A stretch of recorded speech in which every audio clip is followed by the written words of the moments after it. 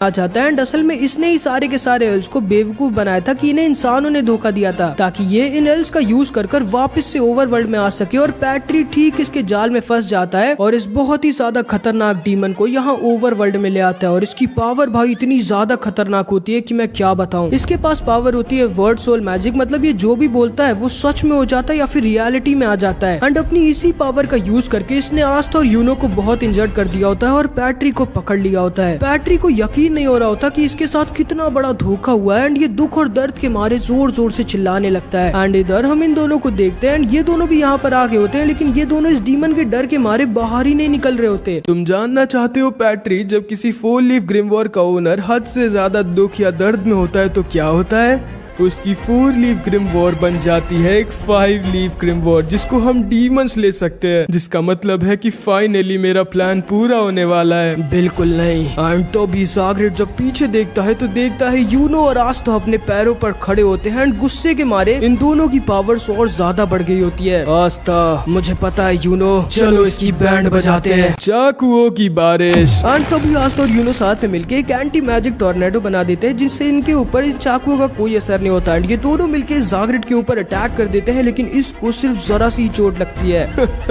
Heal हो जाओ। And तो भी इसकी चोट तुरंत ही अपने आप हील हो जाती है। आखिर कैसे हराए हम इसे? तुम लोगों को समझ नहीं आता क्या? तुम लोग मुझे नहीं रोक सकते। एंड तो भी हम देखते हैं क्योंकि पैट्री बहुत ज्यादा दुख और दर्द में होता है, इसलिए इसकी 4 लीफ ग्रिमवॉर एक 5 लीफ ग्रिमवॉर बन जाती है, जिसे ज़ाग्रेट इससे ले लेता है। अब मेरे पास मेरी कंप्लीट बॉडी और मेरी खुद की एक नई ग्रिमवॉर है, और क्योंकि मेरे ऊपर इस वर्ल्ड के मैजिक का कोई असर नहीं होता, इसलिए अब मुझे कोई नहीं रोक सकता।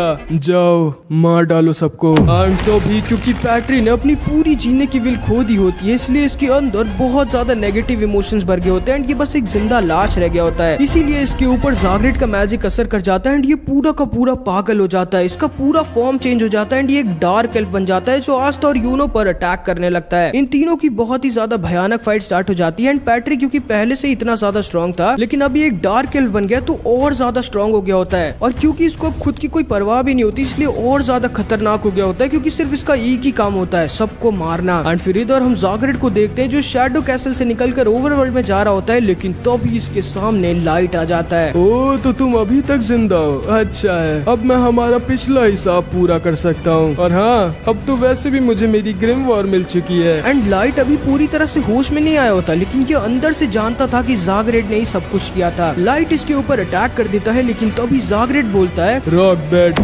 चाकुओं की बारिश। एंड इन दोनों की फाइट स्टार्ट हो जाती है। इधर हम देखते हैं यूनो, आस्था और पैट्री की बहुत ही भयानक लड़ाई हो रही होती है। एंड तभी पैट्री इनके ऊपर अपना स्ट्रॉन्गेस्ट अटैक कामेहा मार देता है, लेकिन तभी नुज़ेल वहाँ पर आ जाता है और आस्था और यूनो को बचा लेता है। और मिमोसा जाके राया को हील करने लगती है। तो तुम फाइनली मेरे सामने आ गए, जो तुमने किया था उसकी भरपाई करने का टाइम आ गया है, लाइट। एंड क्योंकि इसे नहीं पता होता कि ये लाइट नहीं है और असलियत में विलियम्स की बॉडी में, ये अपनी पूरी पावर से इसके ऊपर अटैक करने लगता है। एंड भाई मैं बता दूं, इसका मरकरी मैजिक भी बहुत ज्यादा स्ट्रॉन्ग होता है। नुज़ेल अपने मरकरी मैजिक को पूरे रूम में बिखेर देता है। एंड फिर ये अपनी स्ट्रॉन्गेस्ट स्पेल मरकरी केज का यूज कर देता है, जिससे पैट्री को अपने मरकरी मैजिक केज में पकड़ लेता है और चारों तरफ से पैट्री के ऊपर अपने मरकरी मैजिक स्पीयर से अटैक करने लगता है। एंड इसे बहुत ज्यादा इंजर्ड कर देता है। एंड इसका ये अटैक इतना ज्यादा खतरनाक होता है कि पूरे क्लोवर किंगडम में सिर्फ कुछ ही गिने चुने लोग हैं जो इसके इस अटैक से बच सकते हैं। एंड फिर ये पैट्री को अपने मरकरी सील मैजिक से पकड़ भी लेता है। आस्था और यूनो को यकीन नहीं होता कि नुज़ेल कितनी आसानी से पैट्री को एक तरफा हरा दिया होता है। एंड तभी ये इनसे कहता है, तुम दोनों ये मत सोचना कि तुम लोग आसानी से अगले विज़र्ड किंग बन जाओगे, क्योंकि मैं भी बनना चाहता हूँ द विज़र्ड किंग। जिसका मतलब था कि आस्था, यूनो, फुगिलियन और नुज़ेल सब के सब राइवल बन गए होते हैं। एंड फिर ये पैट्री को खत्म करने वाला होता है, लेकिन तभी यूनो इसे रोक देता है। रुक जाइए कैप्टन नुज़ेल, उस बॉडी में कैप्टन विलियम्स की भी सोल है। क्या? हाँ, लेकिन चिंता मत करिए, ये उन्हें वापस ला सकता है। एंड फिर आस्था इसके ऊपर भी अपने एंटी मैजिक स्वॉर्ड का यूज करता है, लेकिन पैट्री के अंदर इस समय इतना ज्यादा हेट, गुस्सा और रिग्रेट भरा होता है कि आस्था इसके मैजिक स्पेल को तो खत्म नहीं कर पाता, बल्कि खुद इसके इमोशंस के अंदर घुस जाता है। आस्था को यकीन नहीं हो रहा होता कि पैट्री के अंदर कितना ज्यादा रिग्रेट, गुस्सा, हेट और दुख भरा हुआ है। एंड तभी इसे पैट्री की आवाज आती है जो बहुत ज्यादा पैनिक कर रहा होता है। इसे यकीन नहीं हो रहा होता कि एक डीमन ने इसको यूज करके इतना ज्यादा गलत काम करवाए होते हैं इससे। इसे यकीन नहीं हो रहा था कि इसने कितने मासूमों को मारा होता है। ये इतना ज्यादा रिग्रेट कर रहा होता है इसकी गलतियों को कि बस ये पूरी की पूरी दुनिया से छुपकर यहीं पर अकेले बैठ गया होता है। लेकिन तभी इसके पास आस्था आ जाता है। ओए,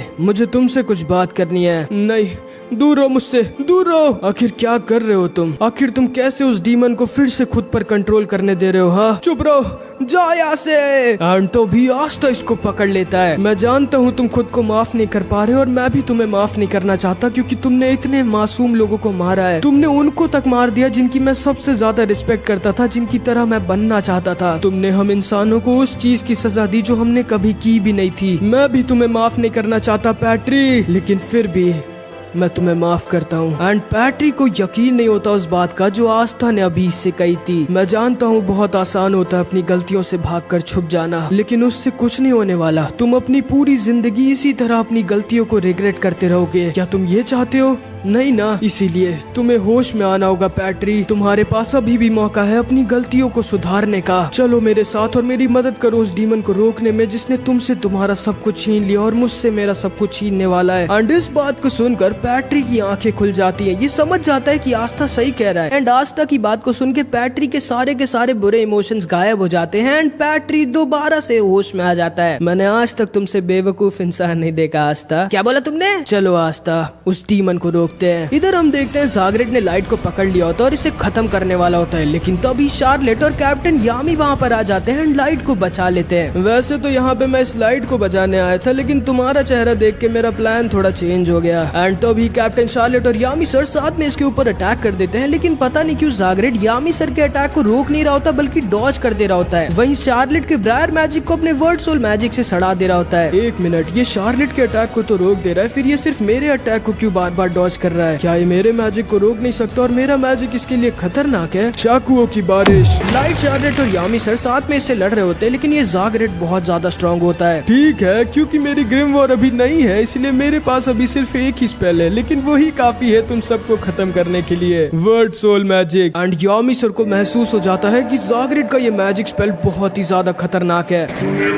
एंड तभी ज़ाग्रेड अपनी स्पेल से कुछ बहुत ही ज्यादा खतरनाक और अजीब से क्रिएचर्स को अंडरवर्ल्ड से यहाँ शैडो कैसल में लाने लगता है, जो मैजिक के भूखे होते हैं और सारे के सारे मैजिक को चूसने की ताकत रखते हैं। और अगर ये किसी इंसान को बस एक सेकंड के लिए भी टच कर ले तो सिर्फ उतने पार्ट से ना तो सिर्फ उनकी मैजिकल एनर्जी बल्कि लाइफ एनर्जी तक चूस लेते हैं। मतलब अगर कोई भी इंसान इनके अंदर फंस गया तो उसका मरना पक्का है। एंड ये क्रिएचर्स कभी भी खत्म नहीं होंगे और कंटिन्यू शैडो कैसल में आते रहेंगे जब तक ज़ाग्रेड इन्हें खुद नहीं रोक देता। मतलब समझ रहे हो इसकी ये स्पेल कितनी ज्यादा खतरनाक होती है। एंड इधर बाहर हम फिनरल को देखते हैं जिसकी हवा टाइट हो गई होती है क्योंकि नेरो बोलने लग गई थी, भाई भूत। मैं भूत नहीं हूँ फिनरल, चुपचाप वैसा करो जैसा मैं कह रही हूँ। एंड फिर फिनरल की टेलीपोर्ट मैजिक से ये लोग इस टैबलेट के पास आ जाते हैं जिसमें से नेरो के कहने पर फिनरल सारे के सारे मैजिक स्टोन्स को निकाल लेता है। और फिर ये दोनों आस्था और यूनो के हाजे विलेज में जो स्कल था उस बड़े से मॉन्स्टर का जिसको द फर्स्ट विजिट किंग ने हराया था उसके ऊपर आ जाते हैं। फिनरल, उन सारे के सारे मैजिक स्टोन्स को स्टैचू के अंदर लगा दो। एंड फिर फिनरल इसके कहने पे इन सारे के सारे मैजिक स्टोन्स को स्टैचू के ऊपर लगा देता है। एंड जैसे ये सारे के सारे मैजिक स्टोन्स को लगाता है ये स्टैचू पूरा ग्लो करने लगता है। एंड इधर हम देखते हैं ज़ाग्रेड के अजीब से डीमन क्रिएचर्स पूरे कैसल में फैलने लगते हैं। एंड इधर इन लोगों के पास भी पहुंच जाते हैं। ये लोग इन क्रिएचर्स के ऊपर अटैक करने की कोशिश करते हैं, लेकिन ये क्रिएचर्स इनके सारे मैजिक को एब्जॉर्ब कर ले रहे होते हैं। इन्हें तुम्हें टच मत करने देना। एंड तभी मिमोसा और राया पर ये गिरने वाले होते हैं, लेकिन तभी आस्था इन दोनों को बचा लेता है। लेकिन ये सारे के सारे डीमन क्रिएचर्स आस्था के ऊपर गिर जाते हैं। आस्था, लेकिन आस्था को कुछ भी नहीं होता क्योंकि इसके अंदर तो मैजिक ही नहीं है, तो ये क्रिएचर्स क्या ही एब्जॉर्ब करेंगे आस्था के अंदर से। एंड फिर ये सारे के सारे लोग किसी तरह इन क्रिएचर से बच के साथ में खड़े होते हैं। अरे नहीं, ये पूरे के पूरे शैडो कैसल में फैल रहे हैं, हमें सबको इनसे बचाना होगा। एंड नोजेल समझ जाता है कि नोएल भी खतरे में है। ठीक है, मैं और मिमोसा सबको बचाने जा रहे हैं। आस्था, यूनो और जो भी तुम्हारा नाम है, तुम लोग जाके उस डीमन को संभालो।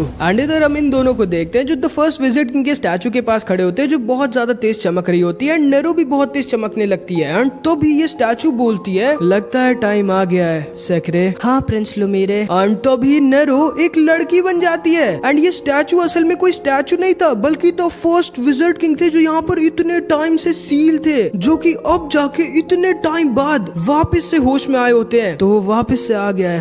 हाँ प्रिंस, और उसके पास अब उसकी पूरी बॉडी और एक ग्रिम वॉर भी है। चलो फिर हमें जल्दी चलना होगा। एंड तभी द फर्स्ट विजिट किंग अपना लाइट वेसल मैजिक यूज करते हैं। एंड ये दोनों फुल स्पीड में शैडो कैसल की तरफ जाने लगते हैं। इस बार मैं वो नहीं होने दूंगी जो 500 साल पहले हुआ था। एंड अब हम 500 साल पहले का सीन देखते हैं, जब नया नया क्लोवर किंगडम बना था और उस टाइम पे विज़र्ड किंग नहीं होते थे, बस खाली एक किंग होते थे और उन्हीं का बेटा था ये प्रिंस लुमिरे और इसकी असिस्टेंट थी हमारी नेरो, जिसके पास सीलिंग मैजिक होता है। ये किसी भी सील या चीज को खोल या बंद कर सकती है। And the first wizard king को भी नए नए मैजिक देखना और उन पर एक्सपेरिमेंट करना बहुत ज्यादा पसंद था एंड ये लोग साथ में मिलकर बहुत सारे मैजिक आइटम्स को बनाया करते थे। फिर एक दिन नेरो ने नोटिस किया कि प्रिंस लुमिरे और उनकी बहन टेटिया रोज कहीं छुपकर जा रहे होते हैं। जब इसने इनका पीछा किया तब इसको लुमिरे और एल्व्स के लीडर लाइट की दोस्ती के बारे में पता चला कि कैसे इन दोनों के पास 4 लीफ ग्रिमवॉर थी और इन दोनों का एक ही सपना था, सारे के सारे लोगों को एक साथ एक बराबर लाना, ताकि सब के सब, चाहे वो इंसान हो या एल्व, सब के सब एक साथ मिलजुल कर हंसी खुशी इस क्लोवर किंगडम में रह सके। और फिर लाइट, लुमिरे और नेरो ने साथ में मिलकर वो मैजिक स्टोन्स बनाए थे जिसमें इतना ज्यादा मैजिक था कि पूछो मत। और फिर दिन आता है टेटिया और लाइट की शादी का। टेटिया, तुम अकेले जाओ, मैं थोड़ी देर बाद वहाँ पर आऊंगा। पता नहीं पापा ने मुझे क्यों बुलाया है। कोई बात नहीं भैया, आप जल्दी आना, मैं और लाइट वहाँ पर आपका इंतजार करेंगे। लेकिन असल में लुमिरे को किंग ने नहीं बल्कि ज़ाग्रेड ने किंग को कंट्रोल कर बुलाया था। जैसे ही लुमिरे कैसल के अंदर जाता है, ज़ाग्रेड इसे पकड़ लेता है। लुमिरे समझ जाता है इसके पापा अभी होश में नहीं है और इन्हें कोई कंट्रोल कर रहा है। कौन हो तुम? मेरा नाम है ज़ाग्रेड, जो जल्द ही इस पूरी दुनिया पर राज करेगा। बाकी के लोग कहाँ हैं? और कहा, तुम्हारी बहन की शादी में। एंड लुमिरे तुरंत ही समझ जाता है कि ज़ाग्रेड का प्लान क्या है। ये सारे के सारे एल्व्स और टेटिया को लाइट के सामने खत्म करना चाहता था और क्योंकि सिर्फ लुमिरे को ही शादी के बारे में पता था, इसीलिए लाइट को लगेगा कि लुमिरे ने उसे धोखा दिया है, जिससे लाइट के अंदर बहुत ज्यादा गुस्सा, दुख और दर्द भर जाएगा, जिससे ना तो सिर्फ इसकी 4 लीफ ग्रिमवॉर एक 5 लीफ ग्रिमवॉर बन जाएगी, बल्कि लाइट भी पूरी तरह पैट्रिक की तरह ज़ाग्रेड के कंट्रोल में आ जाएगा, जिसका फिर यूज कर ज़ाग्रेड अपनी पूरी बॉडी को अंडरवर्ल्ड से यहाँ ओवरवर्ल्ड में ले आएगा। ज़ाग्रेड लाइट की तरफ निकल जाता है। लुमिरे को कुछ समझ नहीं आ रहा था वो क्या करे, लेकिन तभी वहाँ पर नेरो आ जाती है। सेक्रे, मुझे आजाद करो जल्दी। एंड नेरो इसे अपने सीलिंग मैजिक से आजाद कर देती है एंड ये दोनों तुरंत ही लाइट और टेटिया की शादी वाली जगह की तरफ निकल जाते हैं। लेकिन ये दोनों बहुत लेट हो गए थे। लाइट के सामने उसका पूरा परिवार और टेटिया मारे गए थे और इसकी 4 लीफ ग्रिमवॉर एक 5 लीफ ग्रिमवॉर बन गई थी। लेकिन अभी भी लाइट थोड़ा